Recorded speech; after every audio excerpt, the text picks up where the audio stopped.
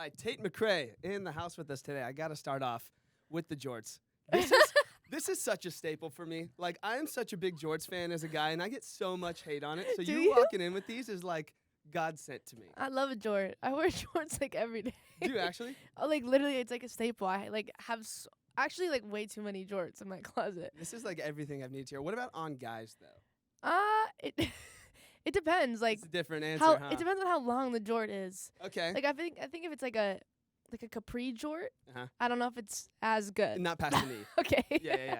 Yeah. But, like the tightness of the jorts doesn't matter. Yeah, go for it. Dude, I literally I live in a house with a couple of guys. We rent a house together, and every single time I wear them, so much hate. And I'm like, no, Really? guys, like jorts are it. Like, They need to know that it's coming back. It's cool. Thank you. If Tate McRae says so, I believe. Perfect. So the song, it's out today. I just got to come out of the gate here too and say it is such a banger.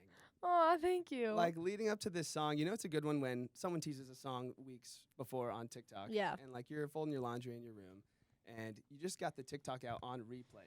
You know what I mean? Just Really? because that's all you can really hear because the song's not out yet. Only so the just- 9 seconds. Yeah, literally. So like 100 of those views are just like me folding laundry in my room. Thank here. you. I'm really excited. You know, sometimes the teasing, I'm like, I'm like, okay, let's just like put the song Yeah. out.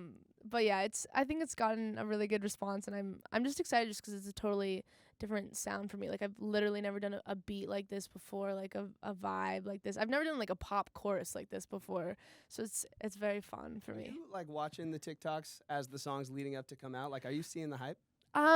I see a few of them. I try to like stay off 'cause I can go crazy on TikTok if I see too many videos. But I mean, they're like so funny. I feel like they're so creative, and it's just like cool to see how people like live reacting to your music. It's like I feel like because that can never happen before, like it's just cool. I can literally see like how people are gonna get it the second I post it. The excitement firsthand. 100%. Yeah. I don't know if you've seen this too, because on my particular feed, I feel like this song specifically of yours, like the boys are kind of taking it. The boys are taking the it. boys are taking. I don't know. There's been so many TikToks where they're like, "Don't tell the boys," but I'm gonna be blasting this, and I'm like, Yeah, like Tell the boys. Like the dude's friends on TikTok doing the same thing. I was like, yo, this one's like I'm seeing more guy content than normal. which is good. Yeah. So leading up to this, like it's been some time since you've come out with some music. So like, what Yeah. does that year look like for you? Like, what are you doing in the last couple of months? Writing so many songs. I think one of my to a fault actually. I write so many songs. Like I think I wrote like hundreds. Like it was getting a little excessive where we were like, okay, we have to cut it off. Like I have nothing else to talk about. Like I'm just in the studio all day long talking about the same like 3 people. Is this because like you feel like it's a job to write songs, or is this still just a release hobby to you? Some days feel like I'm like, okay, I want to get something really particular. But most days I'm just like, I need to go in. Otherwise I can't just like sit in my apartment and do nothing. So I'll, I feel like it's like that's my hobby. That's like I'm like I need some other hobbies because I'm like all I do is like sit at my piano or like go to the studio. So I'm like maybe I should take up like pottery or something. Are there times you force yourself to like do something aside from dancing or music? Like what does if you have a Friday night off, and you don't have any tour, any music going on, like what are you doing? I'm either like hanging out with friends or like forcing myself to like read or something. like I genuinely don't have hobbies. So I'm like I need to figure that out in my life. How do you force yourself to read? Like I try. Articles are fine, but like books it sounds dumb, but it's just so hard to focus It's so sit hard. down and shut off for that much time. Well, I'll find myself like going through like 6 pages and I'm like, oh my God, I didn't even like read any of that. Like I just like am glossing through it, like not processing anything. It's a challenge, but it's good. It's like really good for you. So Yeah, that's what they say. I'm trying to convince myself that it's really good for me.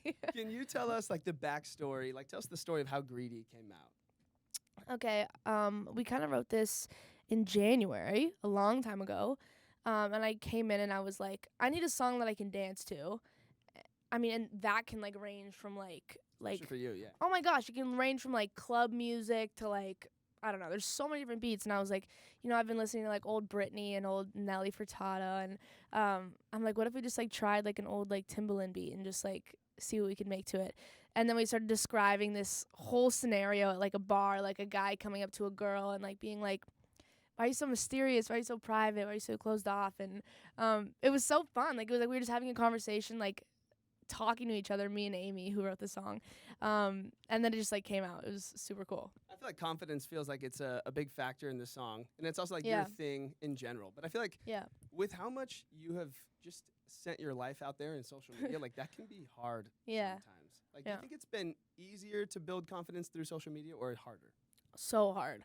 Really? Oh my gosh. I mean, I think social media is like so much false confidence because even me, like I look at my Instagram and I'm like, you know, there's sometimes where I could post a picture and like not feel like that at all. And I think it makes it so hard. I mean, our brains are not wired to compare ourselves to thousands of people a day. And now with TikTok, it's like we're seeing people from like Texas and Sweden and like all around the world, and you're like, so many people are putting their best foot forward, including us. Like, you know, and I think that's just like a really unrealistic world to live in. So then what do you do? Like, what's your secret to like keeping that confidence then?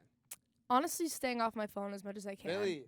Oh my God. If I spend too much time on my phone, I go into a spiral. I think, yeah, it's figuring out if you like yourself on your own without your phone, without anyone around, like spending time by myself has been like crucial. Figuring out like what my actual taste in music is, what my actual taste in clothing is, and figuring out like what I actually like, without being affected by the rest of the world online. Do you like look back at videos of you back when you were growing up and posting everything on social media and your YouTube Yeah. channel and all that? Are you ever looking at that? Like, if you could go back, would you change any of it? Okay. There's a few videos on there. All right, we're getting real. There's a few videos where I'm like, okay, I did not need to say that.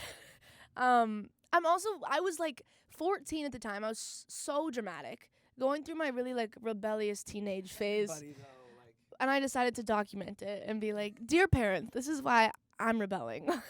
And I think it was just like, there's funny things that I'm like, oh my God, like that's so cringy. But then again, I was like, also like 14-year-old me had the balls to like put out a song every week. And dude, and respect to it. I kind of admire it. I'm like, oh, that's like cool. Like, I remember I was getting ripped on by my classmates every day at school. And I still posted every Friday. I'm like, I did not stop, which is so crazy. Do you ever look back now and like see what those classmates are doing and like see what the reactions are to you? I mean, I think now they like respect it because they're like, oh, you've grinded out for so long and now you're like actually doing what you love. And they're like, that's so sick. But it's like high school is such a judgy place. Like I just remember like being there being like, oh my God, like everyone's watching my every move. And then I'm doing this thing on the side where I'm posting my diary every Friday talking about my crush at school. Like a little bit like I'm like creating hell for myself. But I think like now they're like, you know, you did it. You put yourself out there and like there was no problem doing that. Like they didn't affect me in any way now. Like I feel like all it's done is gotten me to where I've dreamed of being. I can't even imagine that too, because sometimes like my post from whatever years ago will come out and it's Yeah. like Instagram or TikTok Uh-huh. and I'm just like subtweeting some person in some class. Like, what am I doing? You I what know. mean? And it's like the smallest thing ever and your whole life is out there. So it's like Yeah. interesting to see. I you know what, honestly, the only time that I really regret posting things is when it's like not really like myself. Like when I'm like trying to be something else or like I'm trying to be cool or I'm trying to be like, that's when I'm like, okay, I should not have put that out there. But when it's like normal and like things that I like actually think about and care about, I'm like, oh, that's cool. So when you put your phone away and you're like trying to listen to some music and stuff and kind of find out what your real interests are, like Yeah. at this moment right now, like what are you listening to? What am I listening to? Yeah, what's like a song you're into right now? I listen to Latin music a little bit, even though I don't understand a word. But it's the vibe or what? It's the vibe. I don't know. I feel like I've been going through like old albums and stuff, like old neighborhood albums. Like just I listened to Bad Bunny in the car for like a couple hours. I had no idea what he was saying the whole time. I'm like, oh, the sound is really nice. Yeah. But yeah, I think I bounce all over the place. I listen to country music all the time. Is it Yeah. important during those times to like find people that feel like your friends and feel like they're your age, so you're not like caught up with the business side of the world all the time? Yeah, for sure. It's like hard because LA is like filled with all people who are trying to do this. I can imagine. But I have so many. I'm from Calgary, Canada, so I feel like it's like a totally different world. And I have so many like super normal friends there. Is it hard sometimes? Because I feel like, especially when you're on tour or you walk into a songwriting room or whatever, like there are Yeah. so many just straight up older people. You know what I mean? Who are just like Right. experienced in the industry. And then here you come, like a young artist who's had a lot of success so far. Like, Thank you. do you ever feel like it's difficult to get your opinions out, or are they usually pretty trusting in most of those situations? It's been like a toss up. I feel like when I was younger, a lot of people, I'd get into sessions and people would be like, you don't know what you're talking about, or like they just wouldn't let me speak, or like any idea I tossed out was like horrible. And I think as I've gotten older, I've started to realize that I'm like, oh, the more I speak up, the more I actually like what I'm writing. I think it's just a confidence thing, because when I was younger, I remember it was just like constantly getting shot down for ideas. Like, it's such a grind. And then I feel like now it's getting a little easier because people obviously have written more songs and done more. But it was a challenge at first. And I think also like being a female too, it's like kind of intimidating walking into these rooms. Like I was like 17 walking into these rooms and then being like, write a song. And I'm like, oh my God, like, what do I talk about? Like, I don't want to come across as like too sensitive or too like emotional. And I'm like, that's where my best work comes from. So what do you think like the secret was to fixing that? Like, was it just age, or was there something you had to tell yourself? I mean, I'm constantly telling myself how to, you know, Even still? even Affirmations now. are real? Yeah. Oh my gosh, every day I feel like I'm like, okay, just remind yourself that you're like, do what you want to do and trust yourself. But yeah, it definitely is an age thing, I think. So like these days, what's your favorite compliment to receive? Like if you're meeting somebody new, You like, smell what makes good. you feel good? No. I think probably if it's something based on like a video I do, or like a performance, and someone says like, you sound good, then I'm like, oh, thank you. Really? Yeah, I think that's like the best thing I can get. So you got the tour coming up. Yeah. You've started it already. Yeah. So how's that been going so far? So good. I mean, it's just like a very refreshing feeling coming out and like figuring out that you still have fans. Because, you know, I I've think seen them on TikTok. You forget that sometimes? yeah, because it's so like doesn't feel like real, and you also feels like it can like go in like 1 second. Even still. And I think in real life it's just like they're actual people, and it makes you like emotional on stage, 'cause you're like, oh my God, like you came to my show, you're standing here screaming every lyric. Like it's just a very validating experience, and it's just like a very surreal experience. So how many songs right now are you sitting on? In like my whole life. Okay, or let's go the whole life first. Like how many do you think will never see the light of day? I probably have like 1,000 songs that will never see the light of Do day. you write them down specifically in a notebook? Is this a phone thing? Like, Oh my gosh. I mean, a lot have been recorded. Like, I have so many songs just in my voice memos, in my photo booth that I'll write that are trash. I write so many trash songs. trash to you, or like do you ever check them by somebody and they're like, all right, yeah, you're right on that So it's still trash. one? Really?